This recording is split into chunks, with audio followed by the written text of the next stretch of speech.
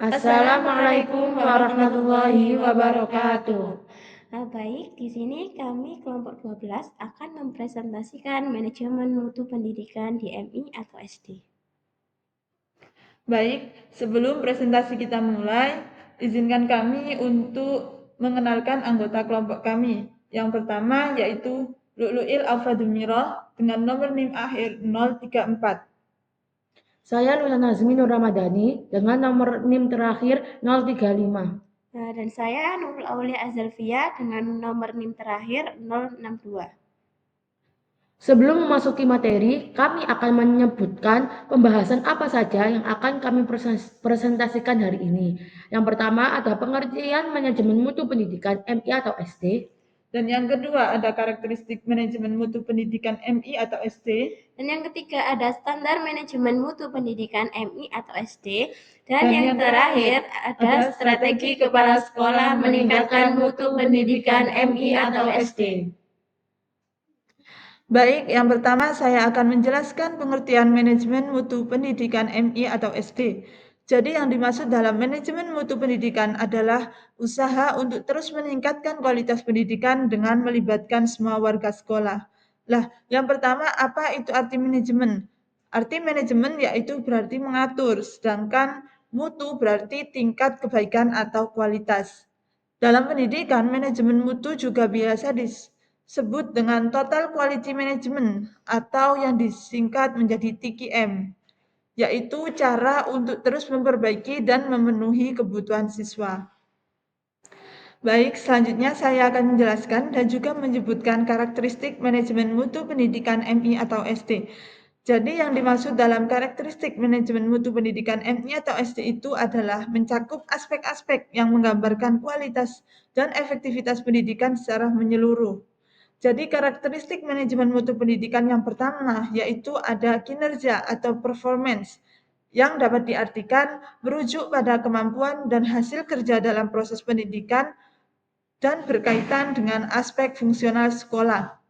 Nah, itu yang dimaksud dalam kinerja atau performance itu bisa seperti kinerja guru dalam mengajar yang baik, memberikan penjelasan meyakinkan, rajin mengajar, dan juga menyiapkan bahan pelajaran yang lengkap.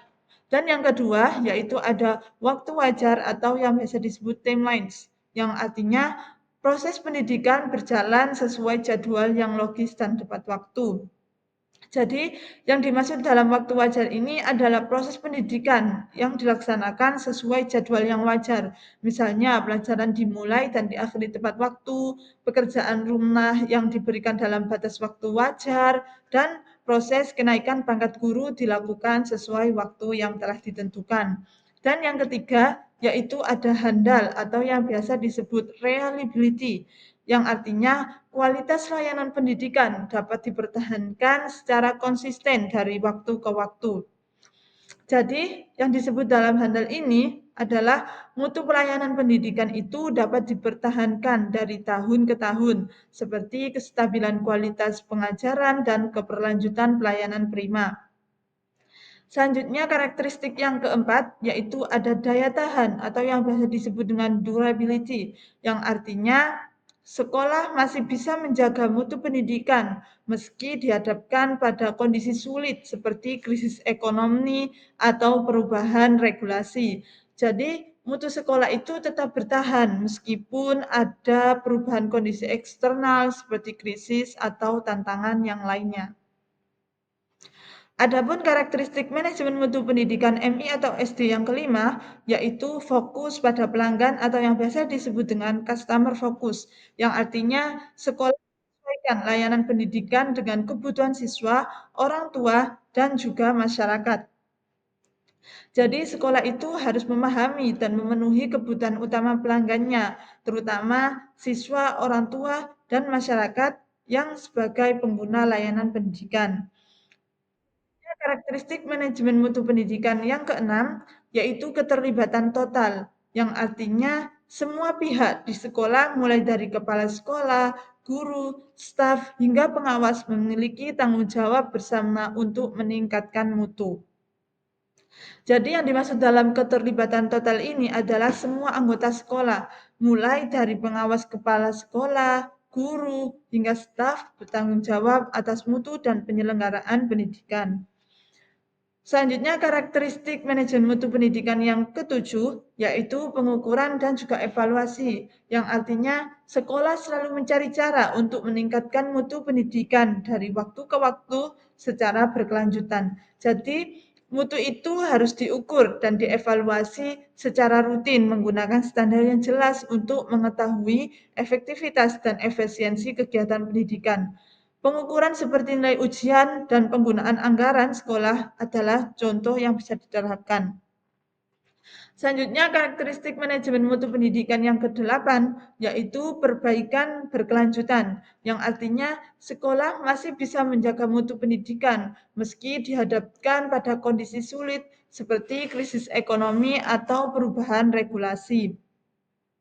Jadi yang dimaksud dalam perbaikan berkelanjutan ini adalah sekolah itu harus terus meningkatkan kualitas secara konstan dengan melakukan evaluasi dan memperbaiki proses pembelajaran dan manajemen secara berkelanjutan. Selanjutnya, karakteristik manajemen mutu pendidikan yang terakhir yaitu komitmen manajemen, yang artinya manajemen sekolah menunjukkan komitmen nyata dalam peningkatan mutu dengan menyediakan pelatihan, sistem manajemen yang efektif, dan juga mendorong inovasi. Jadi manajemen sekolah itu harus memiliki komitmen yang kuat dalam melaksanakan pelatihan, membangun sistem dan proses yang efektif untuk meningkatkan mutu dan produktivitas layanan pendidikan. Baik, untuk pembahasan selanjutnya yakni standar manajemen mutu pendidikan DMI atau SD. Standar mutu pendidikan adalah seperangkat ukuran untuk menilai kinerja sistem pendidikan yang mencakup input, proses, output, dan juga outcome. Standar ini berfungsi sebagai acuan dalam menjamin mutu serta kelayakan suatu pendidikan dan mengacu pada peraturan pemerintah nomor 57 tahun 2021 tentang Standar Nasional Pendidikan atau SNP. Penempatan standar mutu pendidikan mencakup dua acuan utama, yaitu Standar Nasional Pendidikan dan juga Standar Nasional Pendidikan. Standar Nasional Pendidikan itu meliputi 8 aspek utama, yaitu baik, untuk yang pertama yakni standar isi. Standar isi ini memuat pengetahuan, sikap, dan keterampilan sesuai dengan kurikulum.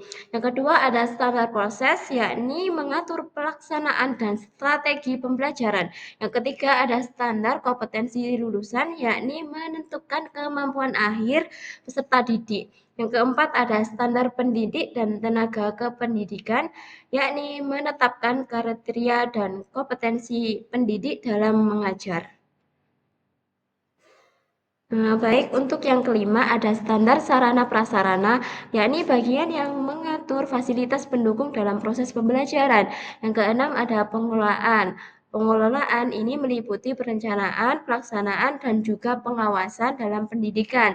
Yang kedelapan ada standar pembiayaan, yakni bagian yang mengatur komponen dan sumber biaya dalam pendidikan.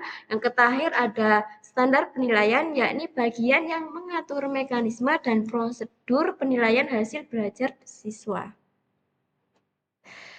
Standar internasional sekolah memiliki 4 komponen utama, yaitu input, proses, output, dan outcome. Input yakni meliputi kesiapan sumber daya manusia, sedangkan proses menunjukkan pelaksanaan pendidikan. Output adalah hasil kinerja lembaga, dan outcome merupakan dampak lulusan di masyarakat. Berdasarkan Standar Nasional Pendidikan atau SNP dan Standar Internasional Sekolah, mutu pendidikan di MI atau SD dapat terjamin melalui penerapan keempat komponen tersebut yang mendukung terciptanya pendidikan berkualitas dan menunjukkan lulusan yang berkompeten serta berkarakter. Selanjutnya, saya akan menjelaskan tentang strategi kepala sekolah meningkatkan mutu pendidikan MI atau SD. Yang pertama, ada strategi pengembangan tenaga pendidik. Peningkatan kompetensi dan profesionalitas guru dilakukan melalui pelatihan, pembinaan, pembagian tugas yang jelas, serta memberi motivasi, penghargaan, dan evaluasi kinerja secara berkelanjutan. Yang kedua, ada strategi pembelajaran. Pembelajaran dikembangkan secara inovatif dan sesuai kebutuhan lembaga dengan menerapkan teknologi, variasi metode belajar, lingkungan yang kondusif, serta tata tertib untuk meningkatkan kedisiplinan siswa. Yang ketiga, ada strategi peningkatan prestasi akademik dan non-akademik. Prestasi siswa ditingkatkan melalui kegiatan akademik dan non-akademik, seperti bimbingan belajar, perlombaan, ekstrakurikuler, serta pemberian motivasi dan penghargaan. Selanjutnya yang keempat, ada strategi sarana dan prasarana. Pengelolaan sarana prasarana dilakukan dengan perencanaan pengadaan, inventarisasi, pemeliharaan, serta kerjasama dengan pihak eksternal untuk memenuhi kebutuhan sekolah. Yang kelima, strategi pembiayaan.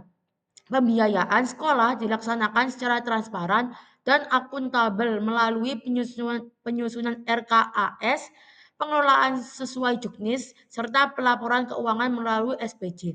Yang keenam, strategi hubungan masyarakat. Hubungan masyarakat diperkuat dengan melibatkan komite sekolah dan stakeholder, membangun citra positif, serta menjalin kerjasama dengan dunia industri dan lingkungan sekitar. Yang ketujuh, strategi pengawasan dan evaluasi. Kepala sekolah melaksanakan pengawasan dan evaluasi secara objektif dan berkelanjutan melalui monitoring rutin untuk memastikan efektivitas pelaksanaan program sekolah.